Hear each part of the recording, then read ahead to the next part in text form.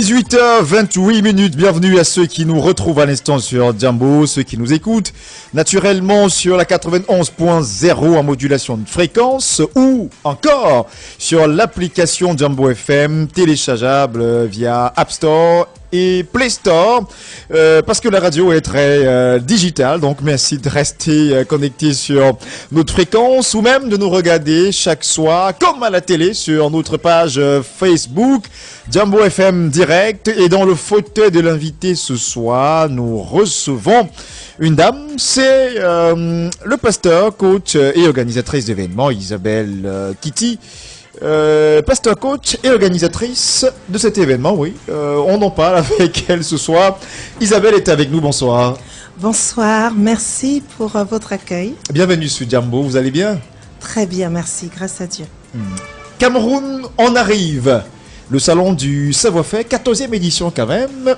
On parle donc du salon international des chrétiens entrepreneurs. Oui. De quoi s'agit-il précisément pour ceux qui en entendent parler pour la première fois? Merci Anissé pour cette invitation, merci pour cet honneur. Le Salon du savoir-faire international des chrétiens entrepreneurs est une belle œuvre qui a été initiée il y a de très très longues années. Elle est née d'un constat et le constat était le suivant. Avant qu'on ne commence ce salon, on s'est aperçu qu'il y a beaucoup de salons qui se tenaient en France, mais il n'y avait pas un salon dont le but était de promouvoir l'entrepreneuriat au sein des chrétiens. Et c'est alors qu'un jour, à travers un échange avec une amie et une sœur, l'idée a germé, vraiment, moi j'appelle ça une idée ointe, l'idée a germé dans notre cœur. Et c'est ainsi qu'on a commencé à organiser le salon du savoir-faire. Donc on a fait une première édition, une deuxième édition en France, une troisième, une quatrième, une cinquième, une sixième et une septième. Et la 8e édition, on l'a faite. On est sorti à un moment donné, on est sorti de l'Hexagone pour aller pour la première fois en Belgique. Et ensuite, la Belgique, pourquoi la Belgique? Parce que la Belgique, c'est la capitale de l'Europe. Et après, on s'est élargi un peu plus et on est parti en Allemagne. Et pourquoi l'Allemagne? Parce que l'Allemagne, c'est la première puissance européenne. Et maintenant, on est venu au Cameroun. Et pourquoi le Cameroun? Parce que le Cameroun, c'est ma terre natale. Et en fait, j'ai le soupir, j'ai vraiment un fardeau dans mon cœur, c'est de voir des entrepreneurs se lever et briller. Nous sommes le sel de la terre et la lumière du monde et on doit briller à travers les dons et les talents que nous avons reçus. On doit les monétiser, on doit les déployer, on ne doit pas les garder. Et d'ailleurs, nous avons accepté de vous recevoir spontanément parce que sur Jambo, nous prônons le développement des solutions dans un contexte marqué par une pauvreté endémique, le chômage et autres. Et surtout dans un contexte aussi où de plus en plus de jeunes qui sont engagés dans l'église passent tout le temps à prier sans rien faire. C'est ça. Donc la prière ne suffit pas, pasteur. Non, pas du tout. Il faut prier et travailler. Oui, tout à fait. Il faut prier et travailler parce qu'il est écrit dans la Bible, celui qui ne travaille pas ne mange pas. Donc il faut prier et il faut travailler. En fait, il faut prier pour recevoir les stratégies. Ensuite, il faut les implémenter en travaillant. Parce qu'on voit ici les gens qui passent les journées à l'église, dit que de lundi à lundi, ils sont dans les églises. Vous appelez quelqu'un à 15h et vous dites non, mon pasteur a dit que on fait tout le temps à l'église, mais pas de temps pour développer le talent que Dieu a mis en tout le monde. Donc il est important d'entreprendre même quand on est chrétien. Tout à fait. Il est très important d'entreprendre lorsqu'on est chrétien parce qu'à travers l'entrepreneuriat, on manifeste Christ autrement. Et j'ai envie de dire, l'entrepreneuriat, pour moi, c'est un puissant moyen d'évangéliser. Pourquoi? Parce que personne ne me dira qu'il déteste l'argent. Sur le plateau, est-ce que vous pouvez me dire que vous détestez l'argent? Comment? Incroyable. Voilà. Si j'ai l'argent actuellement, c'est même parce que je n'ai pas l'argent qui suis assis. Je voyage dans le monde. L'argent est bien. L'argent est bien. Seulement, l'argent, il faut savoir l'utiliser. L'argent ne doit pas être notre serviteur. Nous ne devons pas servir l'argent, mais l'argent doit être notre serviteur. D'ailleurs, je crois que l'or et l'argent appartiennent à Dieu. Tout à fait. Il est immensément riche. Oui. Et c'est pour ça qu'il nous a remplis pour qu'on puisse déployer également les dons qu'on a afin d'être riche. Au salon du savoir-faire, on permet aux chrétiens de venir faire connaître leur savoir-faire. de venir faire découvrir leurs dons. Effectivement, je vous rejoins ici à 100%. On ne doit pas seulement prier, jeûner, et on croise les bras, et puis ça tombe du ciel. Ça ne tombera pas du ciel. Donc, il faut travailler. On a dit souvent, c'est un qu'il est plus facile pour qui d'entrer au royaume des cieux. Là. Oui, rappelez-nous un peu les versets. Parce qu'il est plus difficile. Il est plus difficile à un riche de rentrer dans le royaume des cieux. Il est plus difficile à quelqu'un qui est riche. Parce qu'en réalité, celui qui est prospère, il va être encore plus prospère. C'est pourquoi au salon du savoir-faire, on enseigne. On enseigne les clés du business selon les valeurs du royaume. Parce que c'est bien de rechercher la prospérité. Mais on va la rechercher pourquoi? La prospérité, c'est pas pour moi. La prospérité, c'est pour faire des choses qui vont faire avancer le monde.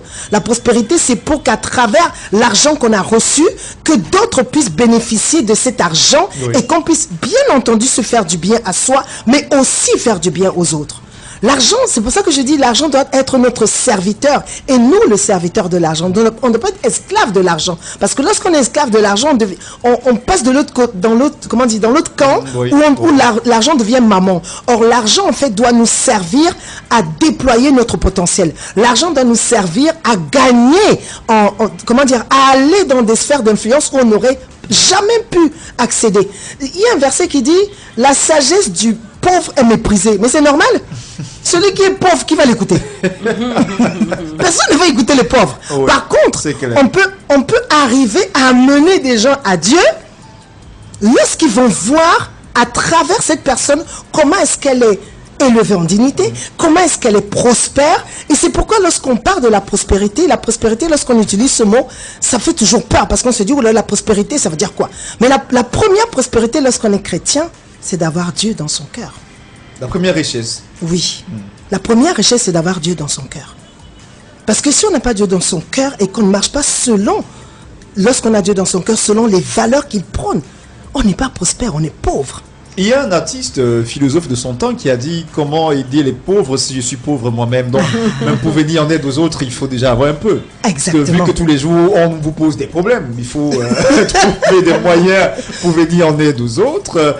C'est vrai qu'il poursuit en disant qu'il n'aime pas les riches, mais il veut être riche pour être différent de ces riches qu'on taxe de tous les maux. Donc, oui, tout à fait. Il vaut mieux être prospère. Et être prospère passe aussi par l'entrepreneuriat, pas seulement par l'entrepreneuriat, mais aussi par l'entrepreneuriat. Tout à fait. Donc il faut entreprendre, c'est d'ailleurs l'objet de votre salon du savoir-faire. Vous voulez pousser les chrétiens à entreprendre un peu plus. Oui, tout à fait. On veut pousser les chrétiens à entreprendre, pourquoi?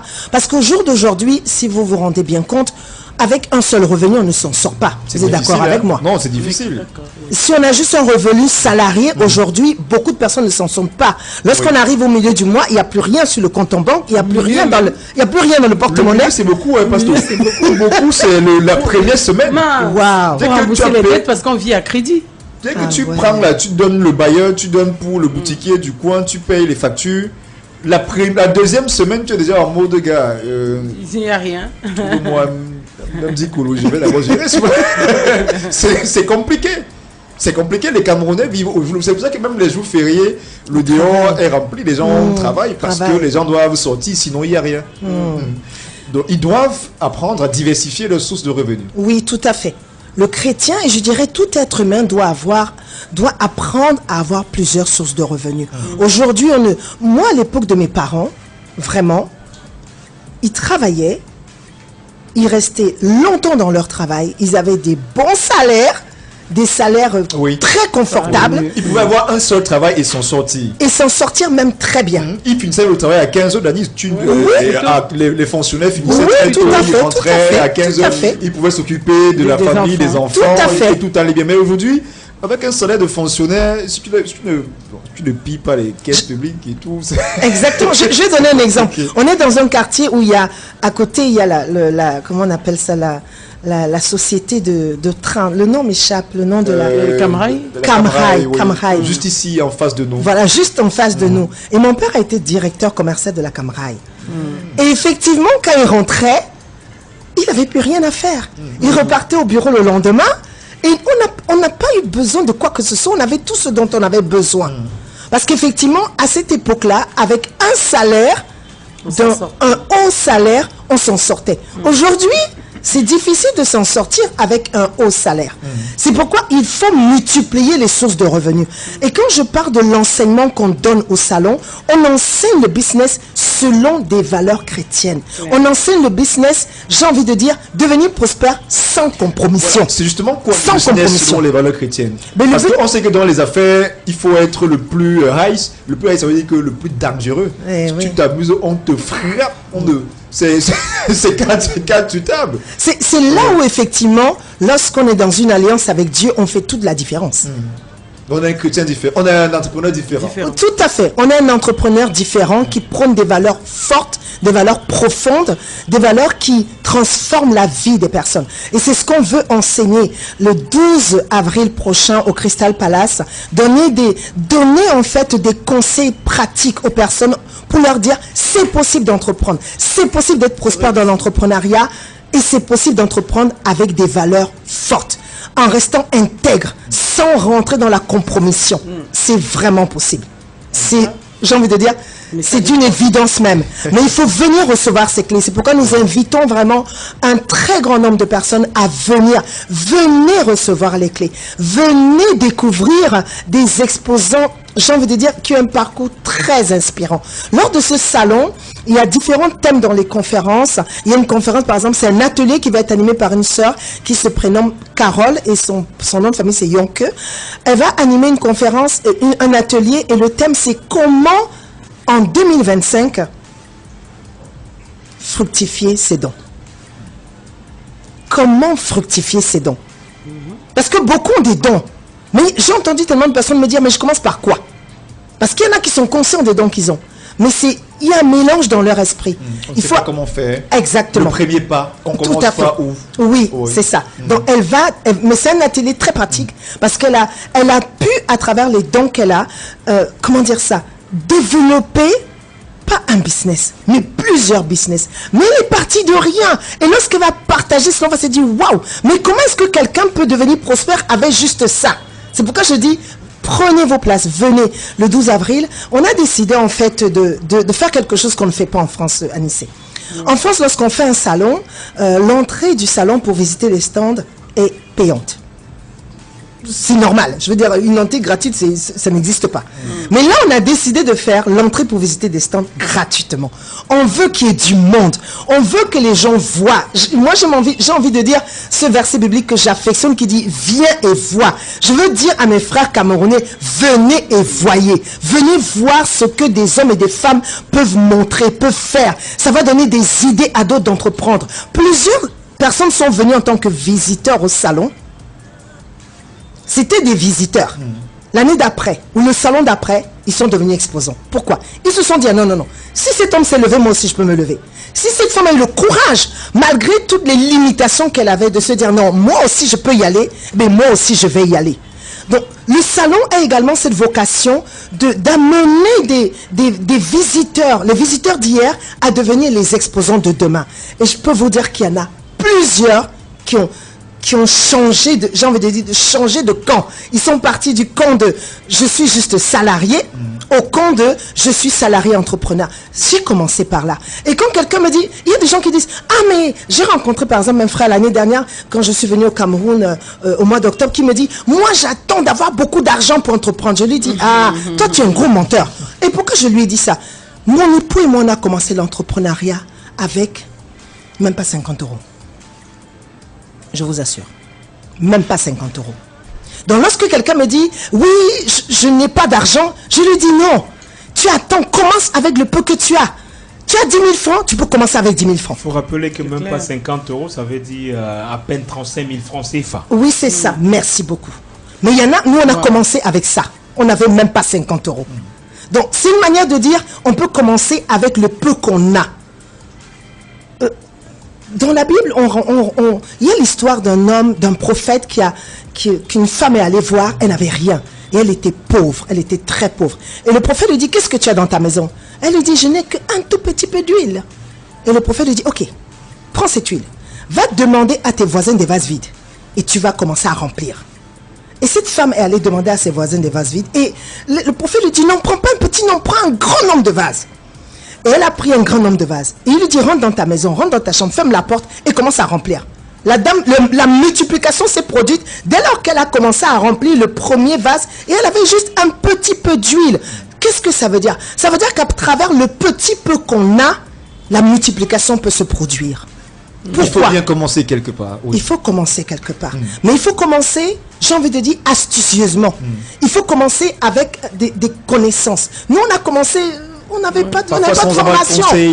On n'avait pas de formation. Mais aujourd'hui, sans accompagnement. Merci Anissé. Mais aujourd'hui, avec le salon, on apporte l'accompagnement, on apporte la connaissance, on apporte le savoir. On dit à quelqu'un, ne te lance pas comme ça, viens apprendre comment faire pour te lancer. Viens recevoir les clés pour te lancer. Afin que lorsque tu te lances, que tu ne fasses pas les mêmes erreurs que nous. On veut éviter les erreurs. Ça nous a fait perdre du temps. Et le rendez-vous avec le pasteur et coach Isabelle Kitty, c'est bien sûr le 12 avril prochain au Crystal Hotel pour le salon du savoir-faire, donc salon international des chrétiens entrepreneurs. Ne manquez pas le rendez-vous. Il y a des contacts pour ceux qui voudraient par exemple vous joindre. C'est le 689 57 99 28 698 69 22 08.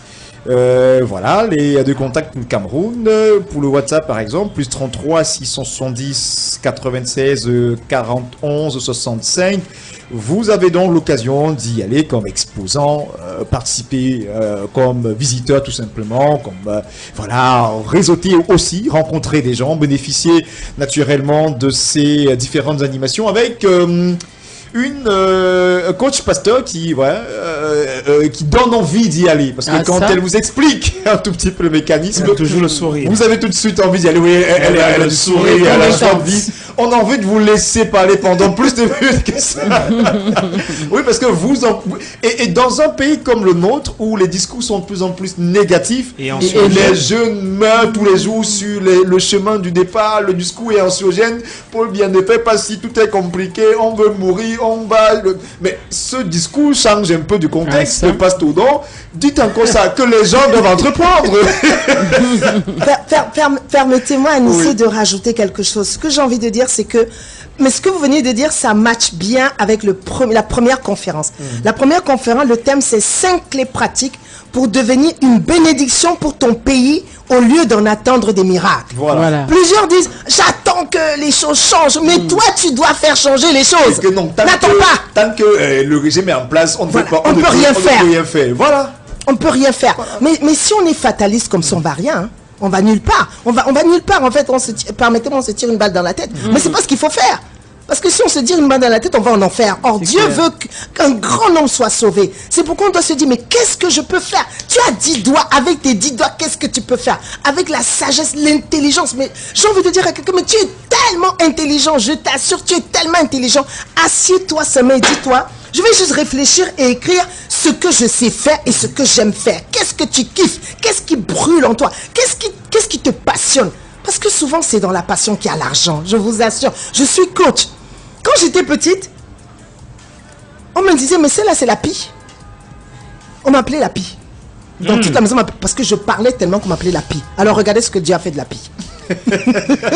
Je suis coach et j'accompagne les chrétiens à avoir une vie épanouie. J'accompagne les couples qui travaillent dans le monde des turbulences à sortir des difficultés. J'accompagne les personnes qui veulent avoir un mariage heureux à se préparer de manière optimale au mariage, parce que le mariage, c'est pas l'amusement. Tout à l'heure, vous parliez des relations.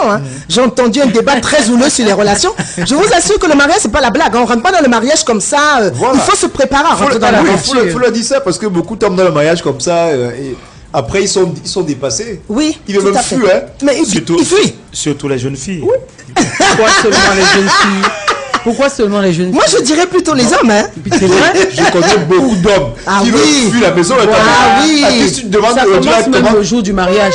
Regarde qui c'est qui célèbre plus que l'autre. Regarde qui c'est qui est plus en joie que l'autre. Tu sais que la réalité, c'est que on célèbre plus le mariage que de penser réellement à la vie après le mariage. Exactement. C'est ça le problème. Je suis d'accord. C'est pour ça que quand je parle des jeunes filles, c'est que il faut qu'on se dise la vérité, Danis. Les hommes sont beaucoup plus conciliants que les filles actuellement. Ni les jeunes filles actuellement. Danis, ne faut pas parler d'un gars qui connaît. Tu parles de quoi? Tu es là, tu es dans un créneau où tu es conciliant. Mais elle est batte. Elle dit que non, c'est ce qu'elle pense là qui doit passer. Ou c'est pas ça. Tu parles de quoi? Mais, C'est ça, la réalité. Pasteur, qu'est-ce que vous dites par exemple aux jeunes filles qui veulent se marier et aux jeunes garçons aussi? Parce Oui. que de plus en plus, les jeunes se marient tôt, mais divorcent aussi très tôt. Très tôt. 2 ans maximum, ça, c'est le record. Se marie 2 ans. même tôt. Wow. Il se marie tôt. Oui, non, je connais beaucoup Oui, de c'est jeunes vrai. aujourd'hui. Moi, je suis d'accord. Beaucoup se marient avant 25 ans. Actuellement, beaucoup Quel se marient jeune. tôt. Oh, on apprécie, mais C'est parce que je divorce- le divorce tôt. Ce n'est pas le problème, n'est pas se marier tôt. Non, Tambo, j'ai osé la question. Le Tu as problème, eu- c'est que ce tu as tu as eu- plein tu as de eu- tu as eu rigolos. 30 minutes pour parler ici. Et vas-y. L'espace tour nous dit. Alors, c'est Les quoi jeunes la doivent question apprendre. ici? Les jeunes, qu'est-ce que les jeunes doivent apprendre avant de se marier, par exemple? Aïe, aïe, aïe, aïe, aïe, aïe, aïe. Moi, je vais répondre par une question. Lorsqu'on veut conduire, qu'est-ce qu'on fait? On va à l'auto-école. Merci. On va à l'auto-école, on apprend, on commence par le code de la route, on obtient l'examen du code de la route, ensuite on passe l'examen du permis de conduire, oui ou non? Et on a chez nous en France, c'est un carton rose. Maintenant, c'est comme une carte d'identité, c'est rose. Je pense qu'au Cameroun, c'est peut-être pareil, c'est rose ou pas? C'est une autre couleur. Ça doit être C'est un rose. pareil. Bon. Voilà. Ils sont Donc, on a permis le carton. le On a- permis B, c'est rose. mais je termine. On passe par l'auto-école pour apprendre à conduire. Sinon, on est un danger pour les autres et pour soi-même. Mais attendez. Mais quand on veut se marier, le mariage, c'est pour la vie. Là, on ne se prépare pas. On prie, on jeûne, et puis on attend. Et puis ça va tomber du ciel. Mais attendez, il faut se préparer à rentrer dans le mariage. Le mariage, ce n'est pas l'amusement. Ce n'est plus comme à l'époque de nos parents. Hein. Aujourd'hui, la femme, elle est émancipée. Aujourd'hui, l'homme, il travaille. Et il travaille dur. La femme, elle travaille dur. Même à Donc, l'époque de nos parents, ça se préparait. même à l'époque de nos parents, ça se préparait Combien de très fois bien. Oui, tout à fait. Ce n'est pas Mais ce au- qu'on fait maintenant là. Mais aujourd'hui, il n'y a plus de préparation. J'ai rencontré un gars, je l'aime bien. Allez, paf, on est dans le mariage. Catastrophe. Mais on n'a rien fait, on ne s'est Tu pas vas au préparé. snack bar. Est-ce qu'on est sûr que ça va marcher? Est-ce qu'on a pris le temps? Moi, j'appelle ça, je dis à mes coachés, il y a une checklist. Est-ce qu'on a passé cet homme-là au scanner spirituel pour savoir si c'est cette le femme, bon? pas Ou- seulement- J'ai voilà. pas fini. Ou cette femme. Ou cette femme au scanner. Ou cette Indique ça. femme. Parce qu'il faut connaître, il y a des critères. Pour choisir son conjoint, il y a des critères. Il faut les connaître. Ça tombe pas du ciel, on ne devine pas. Moi, la première, vous savez, j'étais persuadée que j'étais prête pour le mariage. Ah, j'ai tourné en rond jusqu'à... J'ai crié, j'ai pleuré. Dieu m'a dit, va te préparer. Va commencer par ton caractère, ton sale caractère. Il faut le Tu as changer. compris, non? Va Il te faut le préparer. changer. Va te préparer. quel âge? Va David, te à quel préparer. âge? Ah, il n'est jamais trop tard pour bien faire. Il n'est jamais trop tard pour bien faire. Et d'ailleurs, quand on parle du mariage, ça tombe très bien à Nice. Parce que le thème dont je vais parler le jour du salon, on va se dire c'est bizarre, c'est un salon de business, mais on parle mariage. Je vais vous dire pourquoi. Le thème, le mariage. Parce Merci. que un mauvais mariage, c'est un mauvais business après. Exact. Parce que si Oh, vous avez un mauvais... non, j'aime ça. Non, mais ça ne va pas. Bravo. Est-ce que ça ment? Si vous avez une mauvaise épouse qui elle-même n'a pas de vision et qui vous casse la tête et ne comprend pas réellement ce que vous voulez faire, votre Oui, business ça va marche sombrer. Ça ne va pas marcher. Magnifique. Ça ne va pas marcher. Ça ne... Oh, donne... Oh, j'aime ça. Parce que ne parle pas moi. Alors, c'est pourquoi le thème que je vais aborder le jour du salon, c'est comment bien choisir ton conjoint te conduit à avoir un business prospère. Incroyable. Ah, mais c'est Oui. super. Si oui, tu as mais mal c'est choisi, ça je ne va pas t'assure. Tu vas souffrir. Ça ne va pas marcher. Tu vas Ça ne souffrir. va pas marcher. Ça marchera va pas. On m'a dit qu'il y a les femmes, quand elles entrent dans ta vie, tes business tombent seulement. Oui, Ouais, bien sûr. mais non, Parce, ça aussi, parce qu'effectivement, on a mal choisi. On a mal choisi. On choisit avec les émotions. On ne se marie pas par émotion. On Voilà. choisit Voilà, les fesses, on Danis. choisit le cœur, Danis, pour Danis, On choisit quelqu'un. Elle choisit les longues tailles. Ah, c'est ça que je voulais. C'est ça que je voulais. Voilà, Les Danis. tablettes de chocolat. Tablettes de chocolat, voilà. Les nous là, gros bananes, elle veut les tablettes de chocolat, elle tombe sur les fous. Mais le problème, c'est que lorsqu'on a dans ces critères-là, les tablettes de chocolat, il doit être grand de taille. Moi, je voulais quelqu'un qui est très instruit. Chez nous, en France, j'ai envie de dire qu'il parle la France. Papa, le français parle la France. Tellement le gars est loquant. Ouais. Ah, je peux vous dire que moi, je peux vous dire que j'ai dû changer mes critères. Hein. J'ai attendu fatigué, j'ai pas trouvé ce genre de gars-là. Mais j'ai trouvé des plaisantins qui venaient me perdre du temps. C'est rigolo. C'est rigolo. Et profiter de ma jeunesse. Incroyable. Jusqu'au jour où j'ai compris que non. Il faut que moi je revoie mes standards. Je revois mes critères. Et je dois aligner mes critères à ceux de Dieu. Et c'est ça que j'enseigne dans le coaching. Et Magnifique. tout à l'heure, je disais, l'atelier dont on va parler, je vais donner exactement le thème, c'est comment monétiser tes talents à 2025. Oui. Et on va montrer, vraiment, la dame qui va animer cet atelier, elle est partie de rien du tout. Avec rien. Elle a fait Non, il faut... Venez, vous voyez, c'est vraiment... Voilà. Venez, voyez, venez, voyez. Et d'ailleurs, le rendez-vous c'est le 12 avril parce que l'émission est bientôt arrivée à son thème, donc c'est le 12 avril 2025 au Crystal Palace Hotel. C'est dès quelle heure? De 8h à 19h30. 8h à 19h30. Toute une journée, Voilà. carrément. Ne manquez pas le rendez-vous toute une journée le 12 avril, Crystal Hotel à Douala, avec pasteur coach et organisatrice des événements Isabelle Kitty, qui est la promotrice du salon du savoir-faire, et d'autres panélistes, intervenants. Tout à fait. Il y aura Edouard Tonkoué oui. qui va animer effectivement la première conférence 5 clés pratiques pour devenir une bénédiction pour ton pays au lieu d'en attendre des miracles. Carole Yonke, comment monétiser tes talents en 2025. Et moi, je vais animer la conférence sur comment bien choisir ton conjoint et te conduire à avoir un business prospère. Merci, Pasto, d'être passé. Très dynamique. C'est un passage magnifique. Hein. Merci, Pour merci pour 2025, l'honneur. vous faites partie à présent dans le top 3 des meilleurs invités de cette émission. Parce que Amen. votre discours est positif et donne envie de réussir, donne envie de faire des choses. On a besoin des discours comme ça dans un pays aussi anxiogène. Voilà. Merci à Dixon qui a assuré la mise en onde. Dani, c'est un mot qui était là. Rendez-vous demain. Juste après nous, ne manquez pas le 19 le Prime avec en exclusivité de grands intervenants en direct de Yaoundé grâce à la dextérité de notre rédacteur en chef Elton Dutam. Vous aurez